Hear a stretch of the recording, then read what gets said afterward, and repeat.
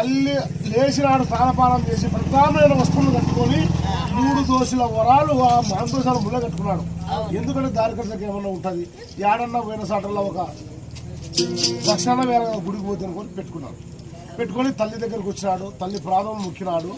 ఆ రాముడు ఏ విధంగా తీర్థయాత్రలో బయలుదేరుతున్నాడు.